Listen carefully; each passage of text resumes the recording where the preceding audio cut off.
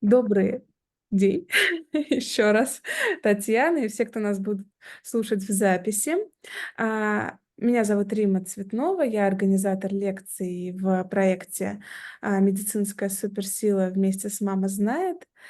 Сегодня у нас в гостях Иванова Татьяна, педиатр, пульмонолог, соучредитель клиники Реал Медик. А, Тема, которую осветит Татьяна — острый кашель. В основном все говорят про хронический кашель вокруг, да, но вот про острый кашель тоже интересно и полезно будет нам всем послушать и узнать. Передаю слово вам, Татьяна. Да, спасибо, Рима. Меня зовут Иванова Татьяна, я педиатр и детский пульмонолог, и я, скорее всего, ощущаю себя педиатром с пульмонологическим уклоном, но на моем приеме большое количество пульмонологических пациентов. И я мама троих детей, я мама ребенка, подростка, практически уже взрослого, с аутизмом. Вот. И в клинике у нас часто проходят какие-то мероприятия образовательные, и вот тема острого кашля явилась такой очень важной темой. И на самом деле больше говорят о хроническом кашле, но острый кашель – это то, что максимально занимает прием, и в том числе педиатра и пульмонолога тоже. Когда это, наверное, самая частая причина обращений пациентов и жалоб пациентов на приеме. И вот я написала здесь, что является причиной более 50% обращений, но это как бы во всей популяции. А если мы возьмем педиатрическую популяцию, то и холодное время года, то острый кашель будет причиной, наверное, 80%, а может быть и больше, жалоб, которые заставляют родителей прийти на прием к доктору. И хотела бы несколько сразу моментов сказать про актуальность. Конечно, когда, и еще один момент, когда ребенок приходит на прием, мы никогда не знаем, острый это кашель или хронический. Мы видим ребенка, который сильно кашляет. И вот в большинстве случаев этот кашель прекратится через 4 недели. Но когда он возник, никто об этом, конечно, не знает. Ни мама, ни доктор. И вот как раз на сегодняшнем сообщении я хотела бы как раз сказать остановиться на этих моментах, которые помогут нам предвидеть это, то, что кашель закончится, и поддержать родителей. Вот надо сказать, что тот кашель, который, когда приходит человек, родитель, на прием, и который, скорее всего, пройдет, он часто очень интенсивный, и он вызывает дискомфорт у детей и крайнее беспокойство родителей. Именно крайнее и очень сильное беспокойство родителей заставляет привести ребенка на прием. Этот кашель приводит к дискомфорту ребенка и потере сна как у ребенка, так и у всех членов семьи. Нарушается он у 88% детей и 72% родителей. Он влечет за собой социально неловкое положение, поскольку кашляющий человек оказывается изолированным и запертым. И все мы знаем, что кашляющий ребенок, которого не принимают в детском саду, который постоянно выводят из детского сада, это ребенок, который хорошо себя чувствует и бегает, носится, но при этом кашляет, и это может быть причиной особой тревоги родителей и раздражения родителей, потому что они не могут выйти на работу, они не могут придумать, куда этого ребенка деть. И, соответственно, они приходят к доктору с запросом вылечить этот кашель. Но, как мы знаем, что мы мало что можем сделать в этом случае. И такой важный момент, что расходы на безрецептурные препараты от кашля заставляют значительное бремя. И мамы готовы тратить любые деньги, они скупают полаптеки для того, чтобы помочь лечить, для того, чтобы вылечить этот кашель. И все мы знаем ситуацию, когда на приеме родители говорят: мы это выпили, мы все перепробовали, этот кашель не проходит. И именно поэтому вот тема моего сообщения именно острый кашель, что мы можем с ним делать и как мы должны вести себя с родителями на приеме, чтобы и не упустить какие-то важные моменты, и в то же время успокоить родителей. Так, у меня не получается переключать. Ага, получилось. Значит, несколько характеристик острого кашля. Острый кашель – это кашель, который длится менее 4 недель. Кашель, который пройдет через 4 недели. Этот кашель может быть и сухим, и влажным. Сухость или влажность кашля не является характеристикой того, что кашель пройдет или не пройдет через 4 недели. Он обычно является доброкачественным, проходит самостоятельно в большинстве случаев. Средняя продолжительность кашля у детей 14 дней, 50% случаев продолжается 10 дней, но 90% случаев продолжается 25 дней, и оставшиеся 10 могут продолжаться дольше. В любой момент времени кашель поражает примерно 35% детей дошкольного возраста. Это совершенно нормально, когда в детском коллективе треть детей кашляет. Длительный кашель при отсутствии астмы присутствует у 5–10% детей. Просто несколько фактов. Ну, итак, значит, кашель – это защитный физиологический рефлекс, призванный очищать дыхательные пути от выделения или удалять вдыхаемые вещества. В качестве физиологического рефлекса здоровые дети обычно кашляют в среднем 11 раз.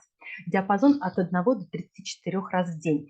И поэтому в связи с этим мы говорим, что иногда тревожные родители жалуются на кашель у совершенно здорового ребенка.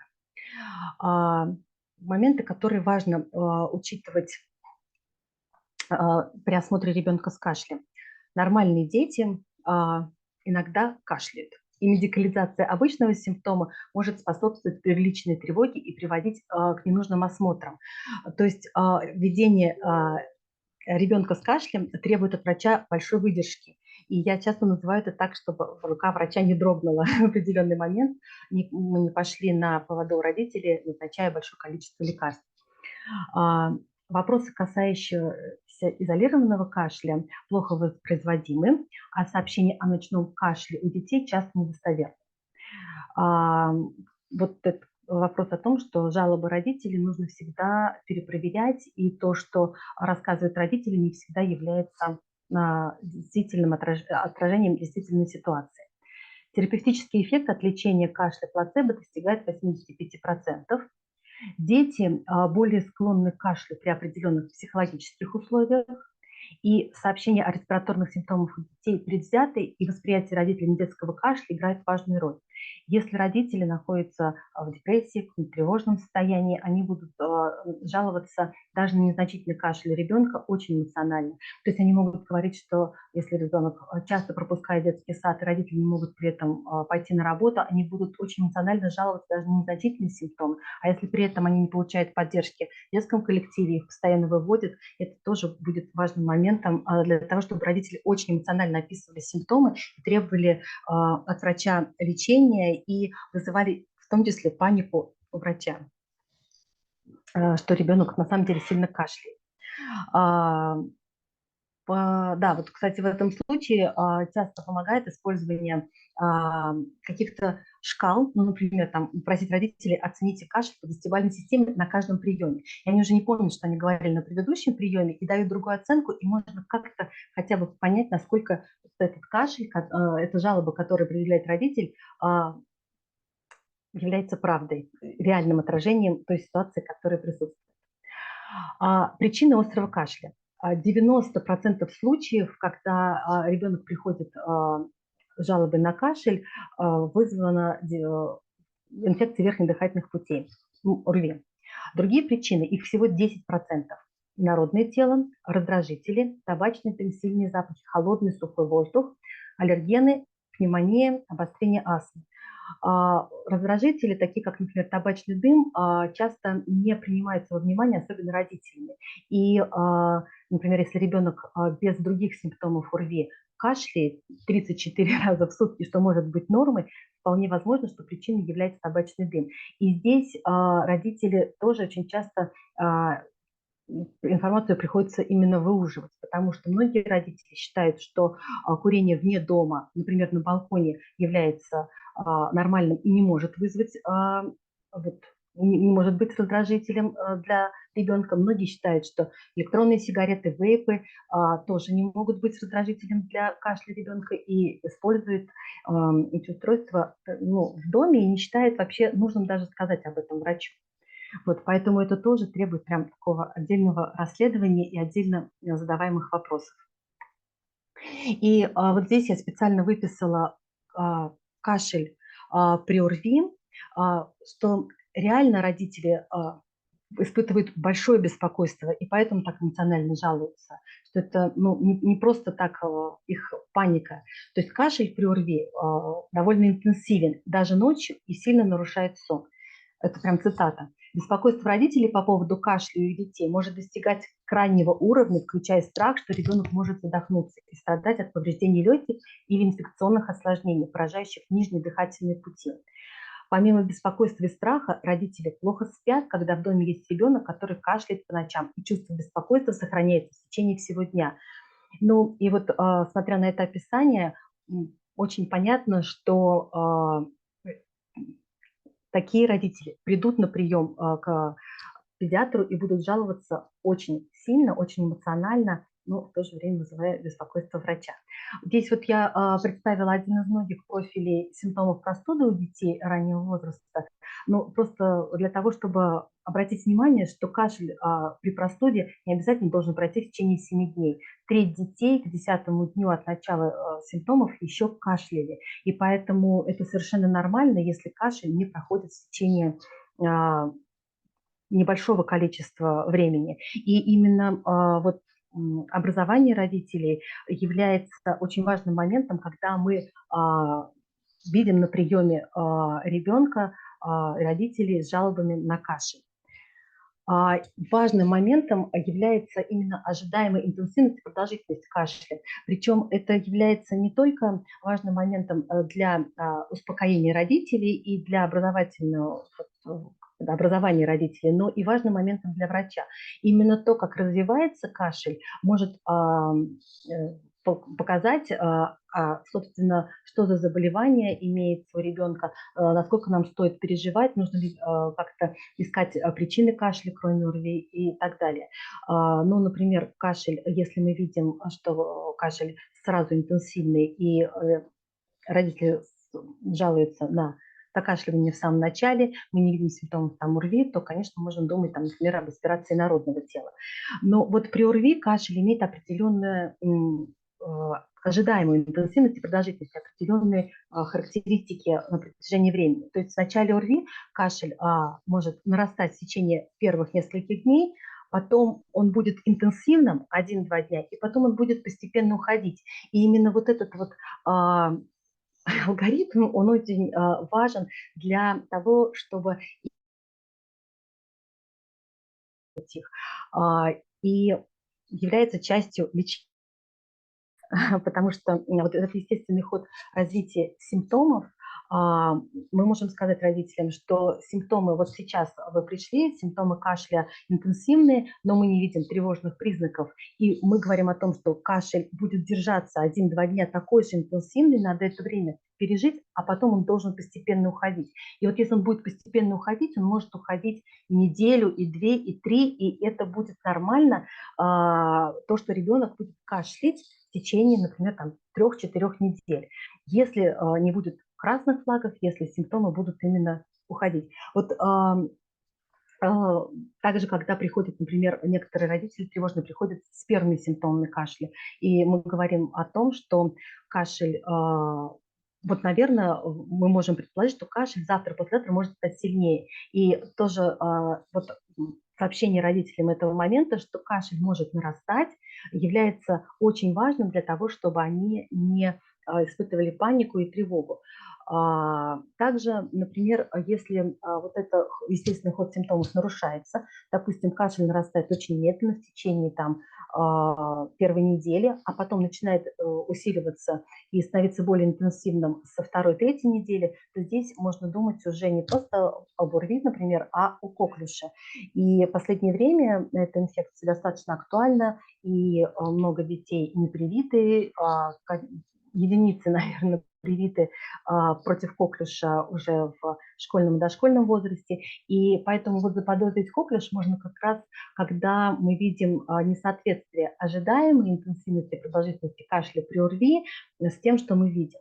И здесь то, что часто вот я вижу, ко мне приходит как к пульмонологу, то, что мы видим, что кашель ребенка нарастал очень медленно, и интенсивность кашля была не в первые там 4, 3, 5 дней болезни, а интенсивность кашля наросла вот здесь там, к 12-13 дню болезни, и дети там уже имеют несколько назначений, они уже им дают и антибиотики, и там кучу противокашлевых средств, и они уже поделали ингаляции с пульмикортом, и с бирудуалом, но именно вот по этой характеристике кашля, несоответствие ожидаемой интенсивности кашля при ОРВИ, можно заподозрить какую-то другую инфекцию, и в том числе, например, коклюш, и подумать о том, что ребенка этого надо обследовать на коклюш.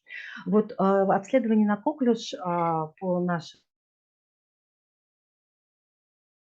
Санпину рекомендовано кашляющих детей больше 7 дней, но само обследование на коклюш очень такой спорный момент, потому что если мы делаем анализ, и делаем анализ неправильно, и получаем отрицательный результат, то приходят дети, которые говорят, коклюша точно нет, мы сдали все анализы, коклюша нет, кашель у нас очень сильный, мы не знаем, что делать. Поэтому вот если назначается обследование на коклюш, то это мы должны точно понимать, как оно будет сделано, информировать об этом родителей и очень предвзято, настороженно относиться к тем исследованиям, которые нам приносят родители. Ни в коем случае нельзя точно верить, если, например, родитель говорит, мы поисследовались на коклюш, все отрицательно.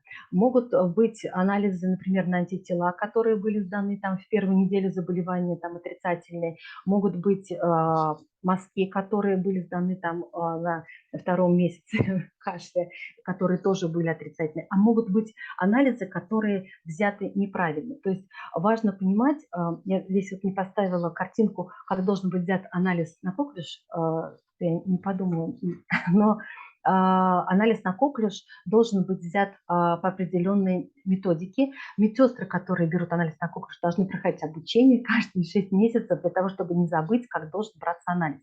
И если мы говорим об анализе методом ПЦР, он должен быть взят определенным зондом, то есть если он взят неправильным зондом, там, например, ватным, на деревянной основе, то он будет неправильный.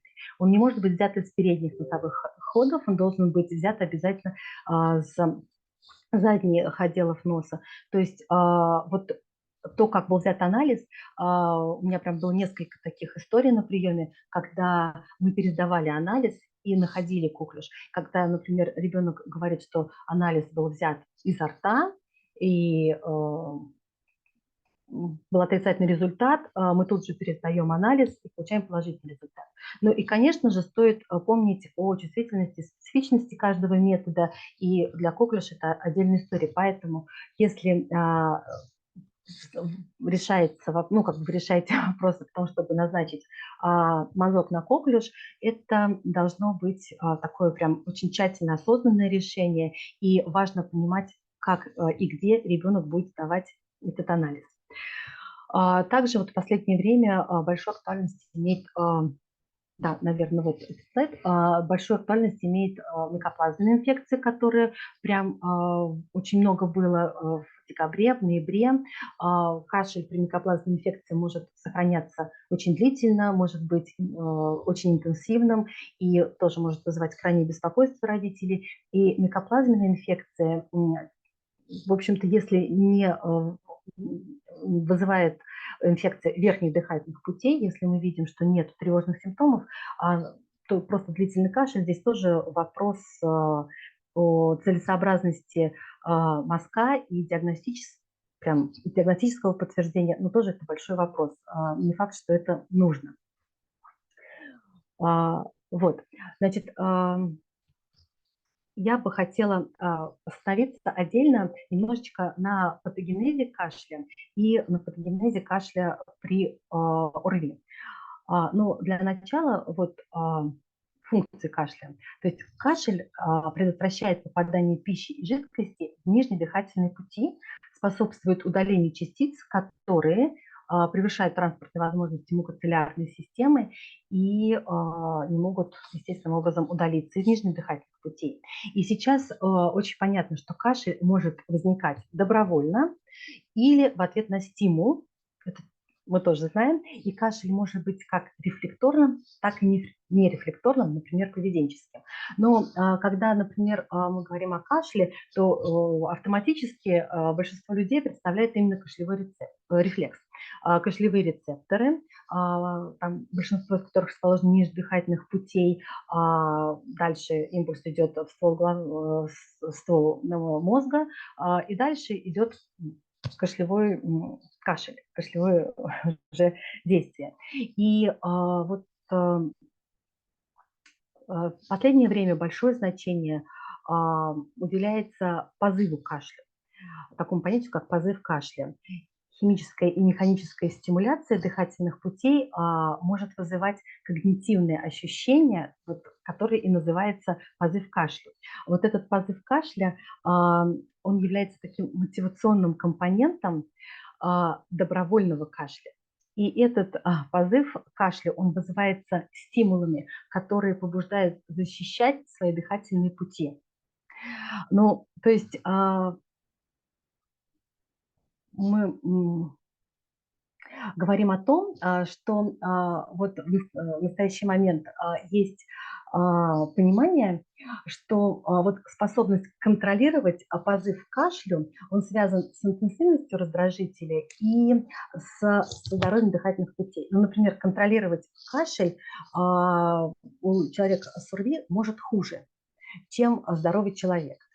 И даже также в настоящий момент мы знаем, что слизистая глотки богато иннервирована, и поскольку глотка принимает участие, как бы является перекрестком дыхательных путей и пищеварительных путей, то там имеется очень большое количество рецепторов, а рецепторы глотки представляют из себя обнаженные нервные окончания без специализированной формы терминального рецептора. И именно этим областям вот повышенной иннервации глотки приписывается ведущая роль как раз возникновения позыва кашля при ОРВИ.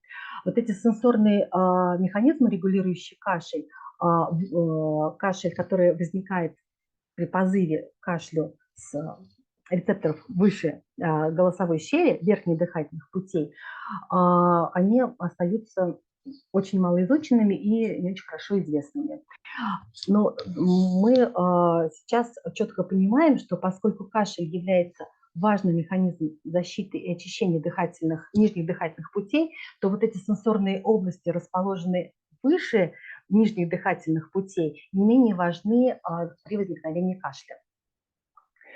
И вот отсюда складывается такое понимание, что предотвратить кашель с помощью противокашлевого препарата чрезвычайно сложно. И недостаточная эффективность связана именно из нашего неполного понимания кашлевого рефлекса и вовлеченных нервных окончаний.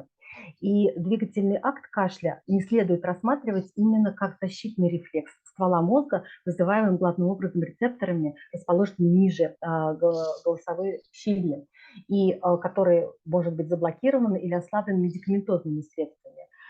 Позыв кашля и последующий вот этот двигательный акт кашля могут быть вызваны раздражающими ощущениями, воздействующими на рефлексогенные зоны в глотке. И вот этот тип кашля не модулируется и не блокируется фармакологическим лечением, о чем свидетельствует тот факт, что ни одно доступное на сегодня лекарство от кашля не может эффективно блокировать кашель. Вот здесь как бы, да, то, что мы сейчас вот сказали, да, то, что кашлевой рефлекс на уровне рефлекса и позыв кашлю на уровне коры головного мозга. И кашель при ОРВИ лежит вот в этой серой зоне, которая находится между добровольным кашлем и рефлекторным кашлем. Добровольный кашель, который может происходить самопроизвольно, просто я хочу покашлять и покашляю, а может быть инициирован позывом кашля. То есть вот сама из себя представление того, что дыхательные пути сейчас воспалены, или там нос заложен, и слизь может попасть в нижние дыхательные пути, может быть стимулом для того, чтобы человек кашлял. Значит, таким образом, позыв к кашлю при ОРВИ может быть из глотки, Он не обязательно рефлекторный, вызывается химической и механической стимуляцией неспецифических рецепторов и может быть вызван осознанием необходимости кашлять.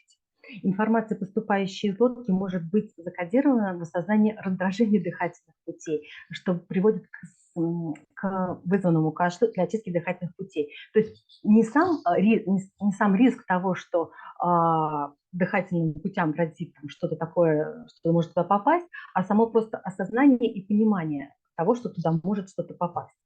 Ну и вирус увеличивает чувствительность рецепторов и снижает порог к позыву кашля. Вот именно поэтому когда родителям начинаешь объяснять вот этот момент, который очень важен для того, чтобы они не пытались лечить кашель перебором каких-то отхаркивающих препаратов, чтобы они не пытались перевести кашель из сухого в влажный, чтобы они набрались терпения и переждали этот момент, когда ребенок очень сильно кашляет.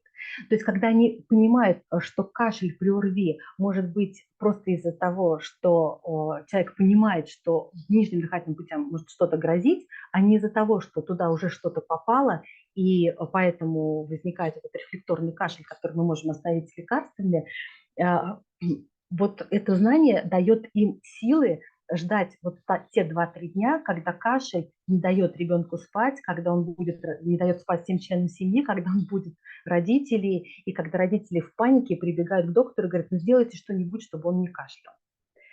Вот. Несколько моментов, которые, доказывают то, что я сказала. Это наши клинические рекомендации по лечению острых вирусных инфекций у детей.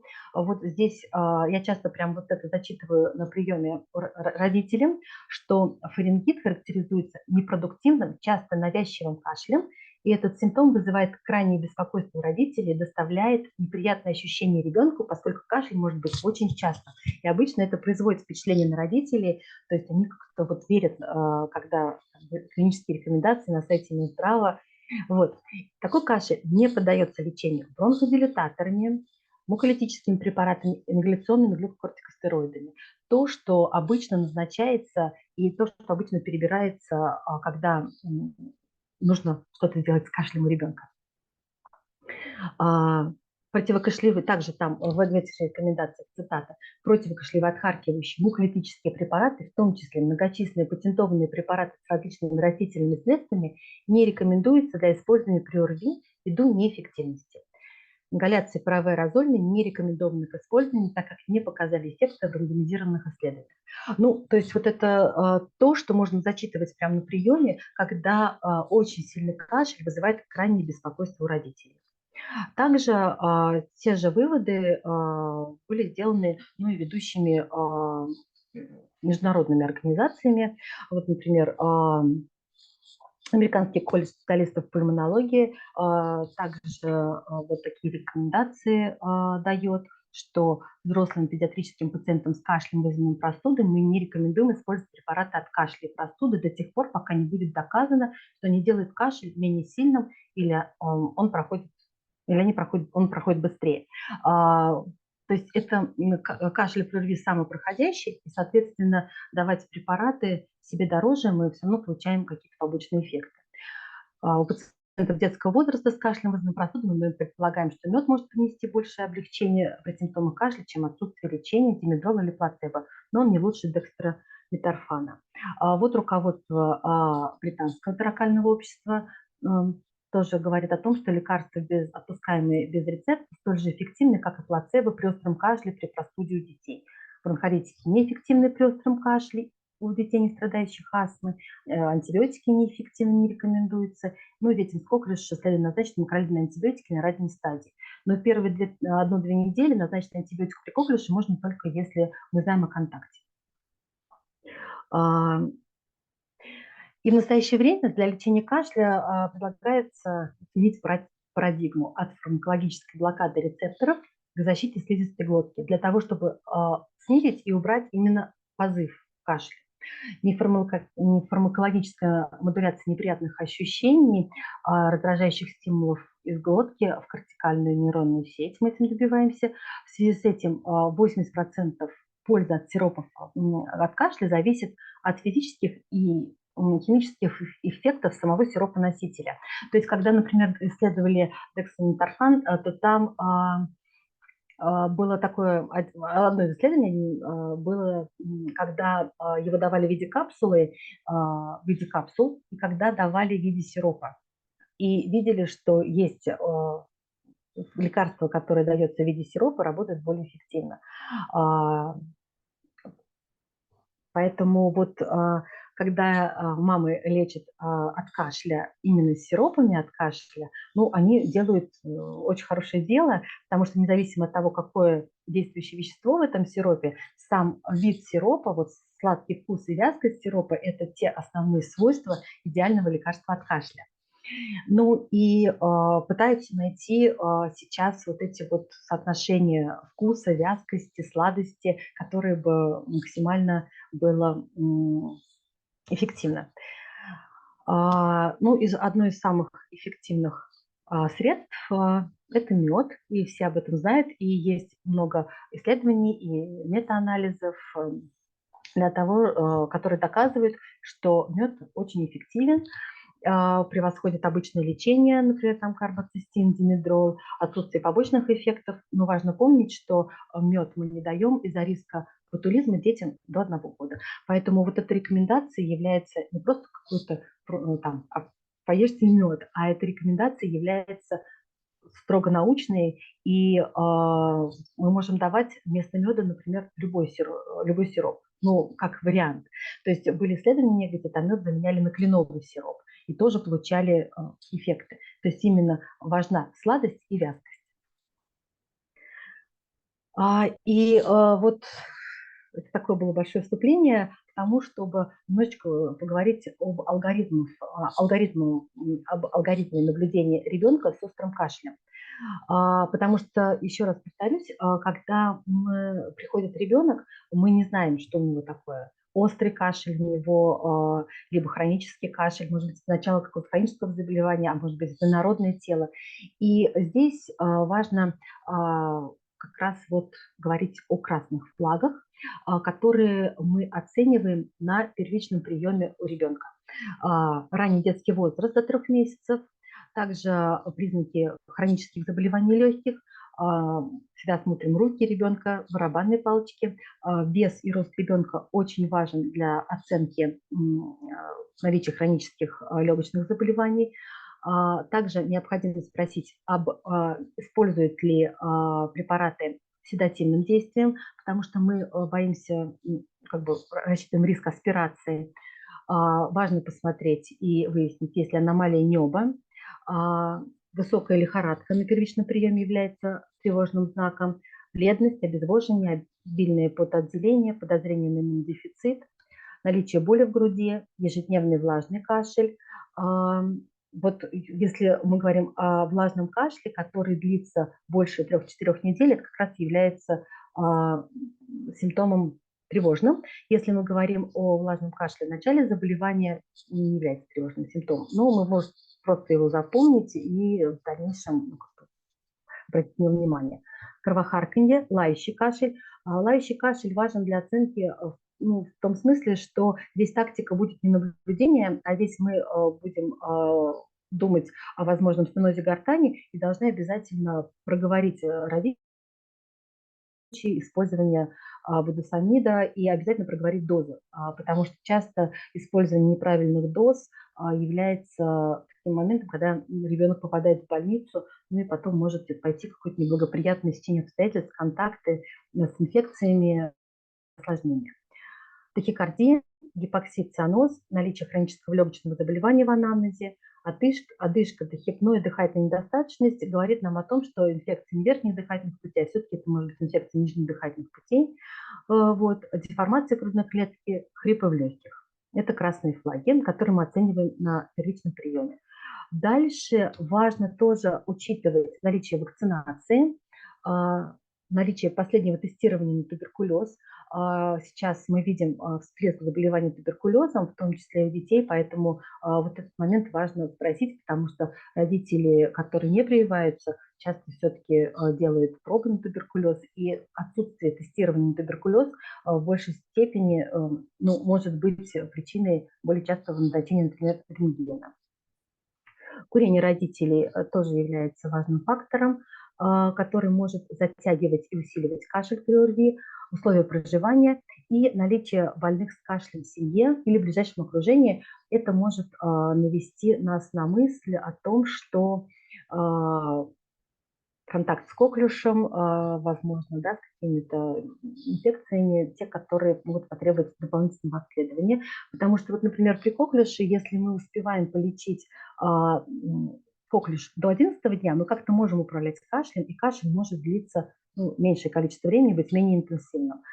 Я имею в виду антибактериальную терапию. Если мы начинаем антибактериальную терапию позже 11 дня, то она влияет на передачу инфекции окружающим, но уже не повлияет на длительность кашля. И здесь мы говорим родителям, что ну, теперь ваш ребенок просто будет кашлять, пожалуйста, вот имейте это в виду и должны ну, как-то отговаривать их от дополнительных исследований, там, исследования функции легких, там, рентгена и так далее, если не видим, опять же, тревожных симптомов.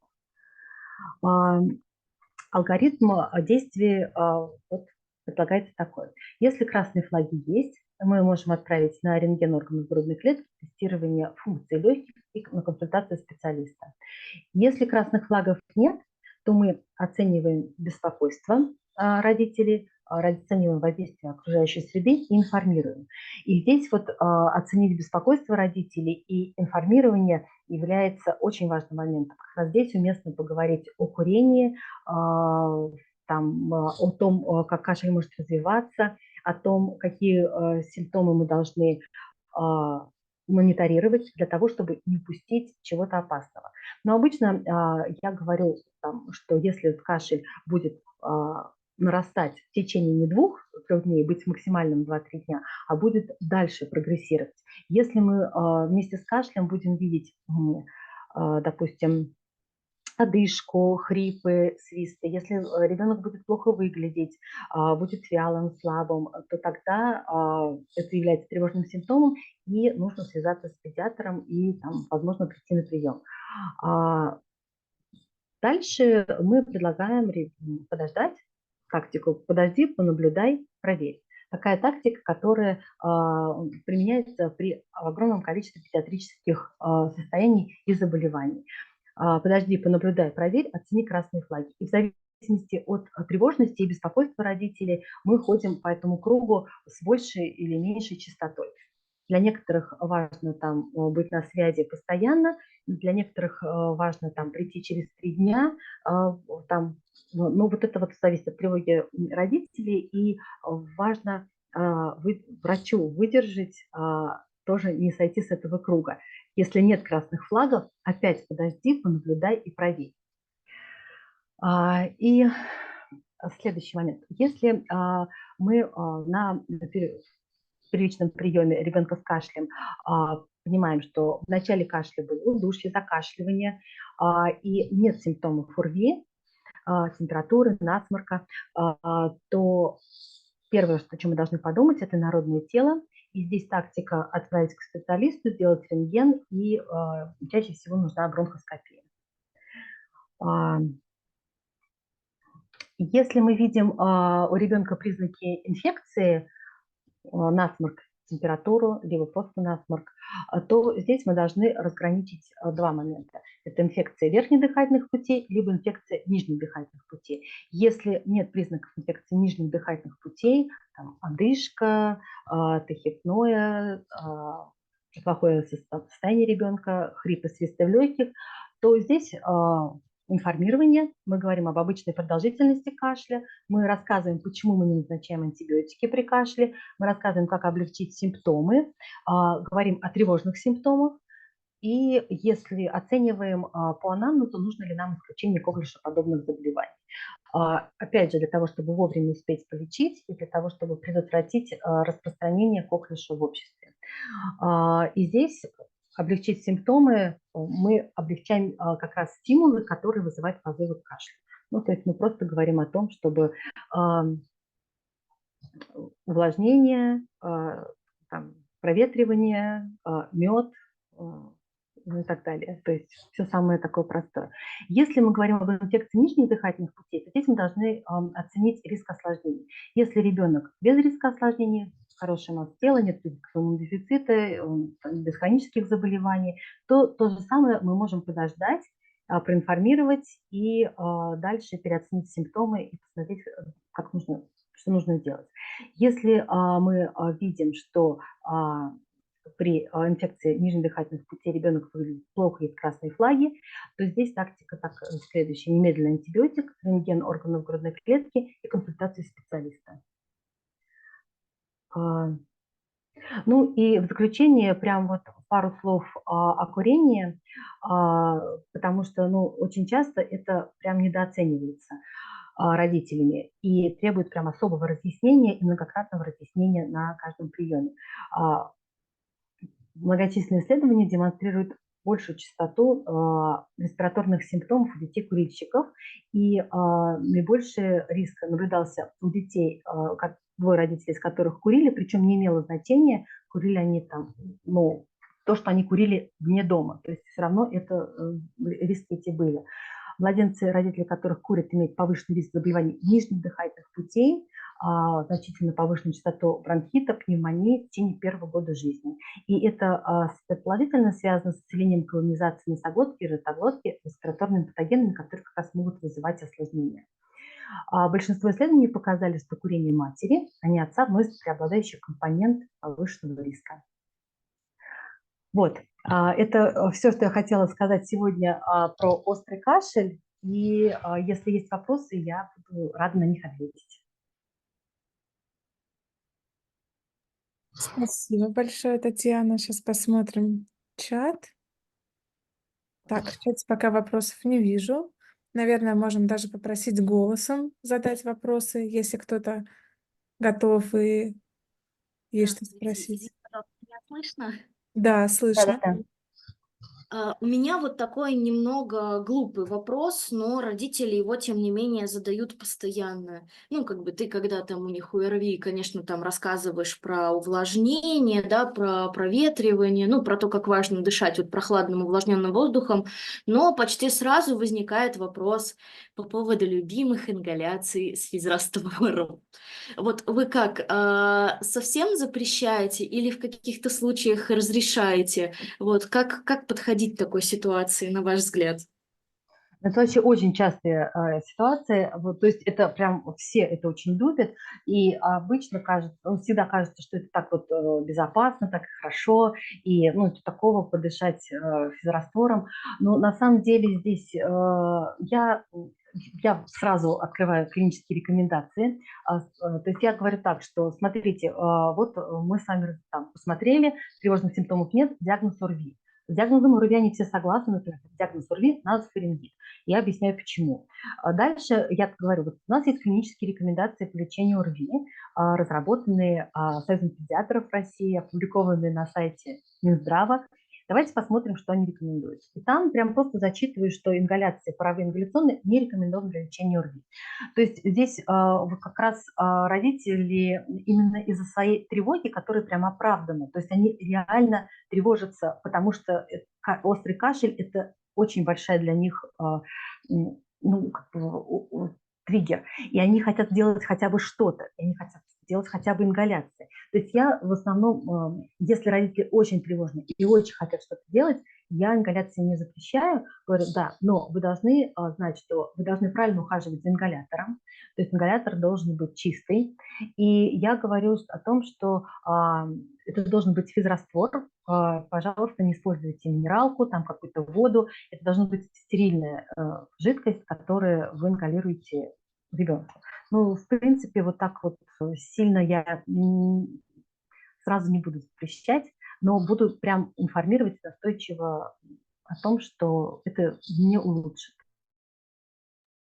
Я согласна с вами, я тоже на самом деле так стараюсь делать, просто иногда еще они любят рассказывать, ну как бы действительно же такая ситуация бывает, что там нет увлажнителя, воздух очень сухой. Вот как вы считаете, в такой ситуации, если ребенку после этого реально легче, это оправдано или лучше пусть дышит сухим воздухом? Вот как вы думаете? Нет, я не запрещаю, если они очень хотят, конечно, оправданно, пусть дышат.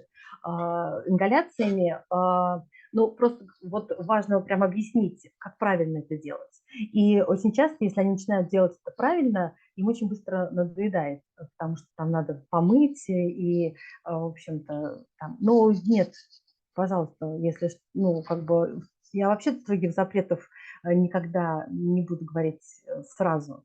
То есть, ну, пусть, конечно, если хотят, пусть дышат. Но вот здесь важно занять еще родителей чем-нибудь, и важнее занять родителей, например, наблюдением. То есть часто, например, если они хотят чем-то полечить, важно им переключить их активность.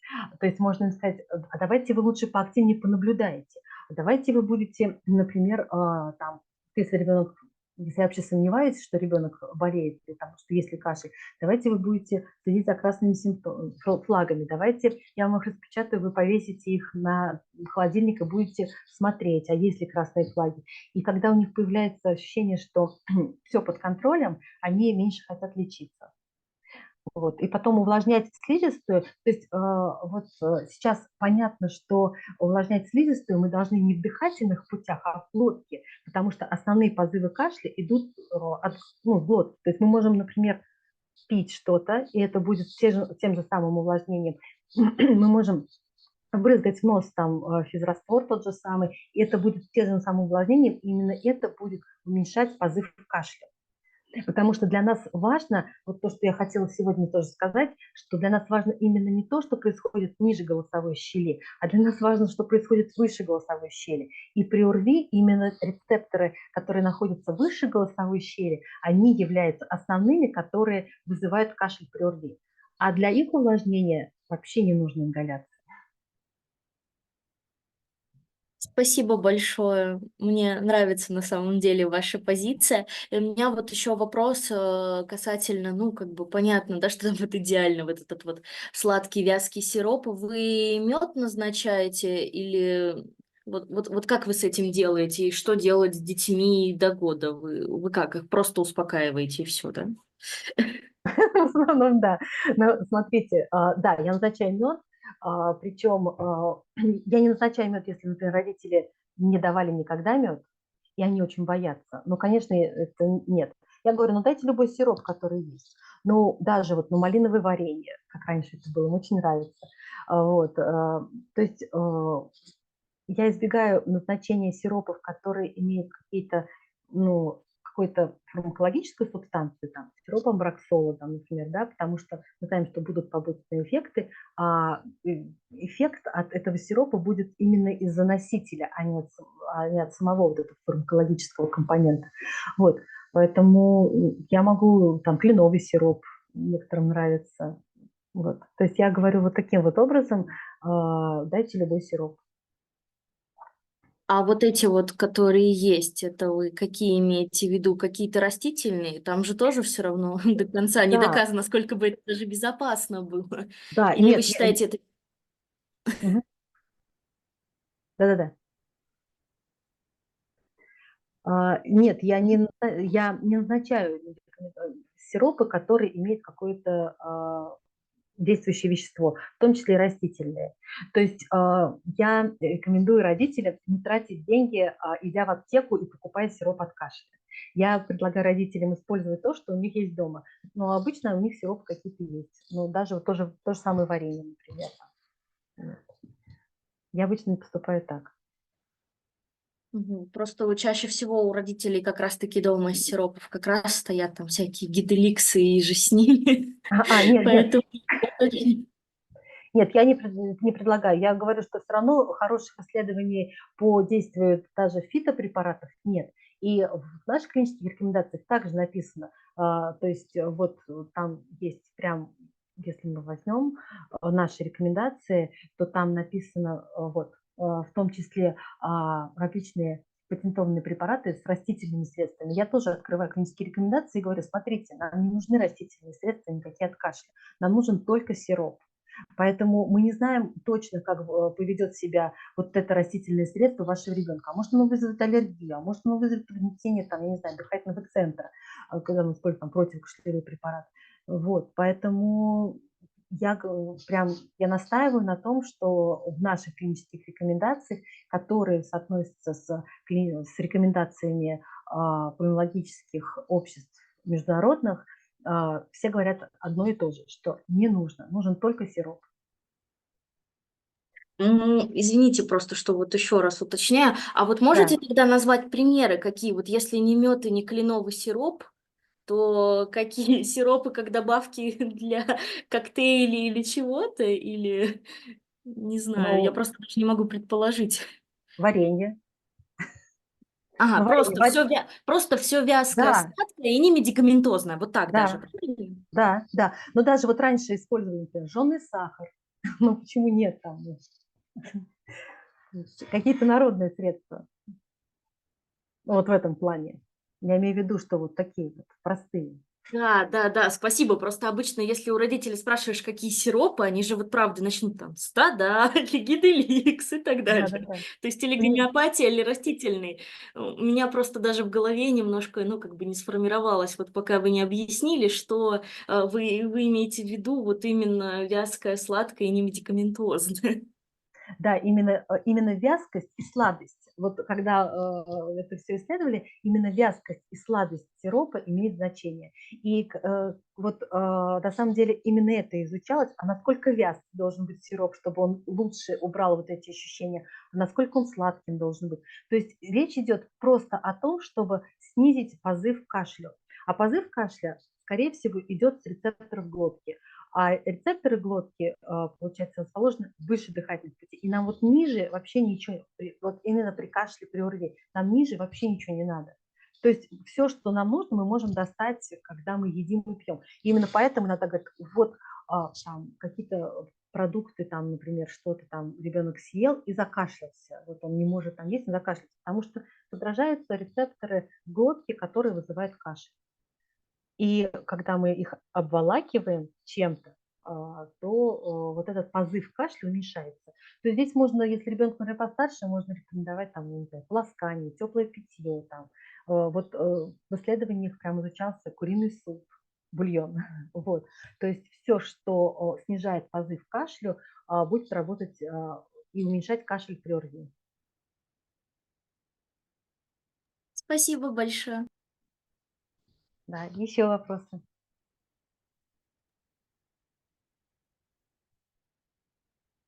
Кажется, вопросов больше нет. Мне кажется, это было всеобъемлюще, затрагиванием всех аспектов острого кашля. Поэтому какие еще могут остаться вопросы? Ну, Спасибо вам. с одной стороны, да, с одной стороны, тема очень простая, а с Мгм. другой стороны, она настолько сложная к исполнению в амбулаторной практике, потому Мгм. что родители просто с ножом в горло стоят: вылечите кашель, Мгм. делайте что-то. И вот именно вот это вот объяснение и вот это вот выдержать удар и не прогнуться, вот является прям очень таким важным навыком, потому что, ну, правда, 80% приема у педиатра, и мы сталкиваемся именно с этим. Мгм. И Абс где-то врач начинает психовать просто и говорит: ой, идите там, рентген, везде там, пейте что-нибудь, давайте уж ингаляции делайте пульмикорд бирдуалом. И все просто делают это бесконечно, кашель проходит, ой, нам помог пульмикорд бирдуал. Ну, понятно, ну кашель и так прошел. Мгм. Ну, а психовать врачи начинают, потому что вот не всегда чувствуют опору в базе. То, как вы разложили этот вопрос, вот мне кажется, этого достаточно для того, чтобы убедить почти всех. Ну, если иметь Наверное, достаточно времени, да, в своем распоряжении. да. Понятно, что есть какие-то отдельные люди, которых ни в чем не убедишь, но вот если врач так глубоко понимает эту тему, то шансы, что его поймут правильно, они резко увеличиваются. Да, и здесь вот очень важный момент как раз образование родителей. И вот эти вот родительские школы, вот в этом плане они очень важны. То есть когда объяснить на приеме, ну, правда, не всегда бывает просто и время есть. А когда есть родительская школа, и родитель там посещает ее, то есть в детском саду, в школе, да, на Мгм. собраниях. Вот это вот большая, важная такая история, когда родители понимают суть происходящего и Мгм. поддаются панике тоже. Мгм. Да, здорово. Но правда, вот про эти родительские школы на сегодняшний день в текущих обстоятельствах жизни, вот у меня почему-то такое внутреннее ощущение, что люди не очень хотят тратить время на что-то, кроме каких-то коротких, быстрых, там видео и слайдов в интернете. И вот раньше было понятие, еще даже там 5-10 лет назад, там школа пациентов. И Да, на полном серьезе там в поликлинике или в больнице собирались пациенты, садились в кружок и слушали лекцию от врача. Сейчас люди все реже и реже хотят этим заниматься, к сожалению. да, сейчас хочется формат шоу, раз, Мгм. чтобы все Да, летало. да, да, чтобы тык, Да, и всё. Нужно просто научиться применять новые способы пропаганды, потому что СМИ изменились. ну, возможно, да. Да. Ну хорошо, тогда, я так понимаю, будем плавно завершать. Еще раз благодарю Татьяну. Думаю, что те, кто нас будет смотреть в записи, тоже будут испытывать теплые чувства, к тому, что она рассказала и как она это рассказала. Видно, что ей самой очень нравится эта тема. Да, да. Спасибо, приходите к нам еще с предложениями что-нибудь рассказать. Мы с удовольствием вас, послушаем. Спасибо. Спасибо. Всего хорошего. До Да, свидания. Спасибо всего, большое, до было очень свидания. интересно. Спасибо. Мгм.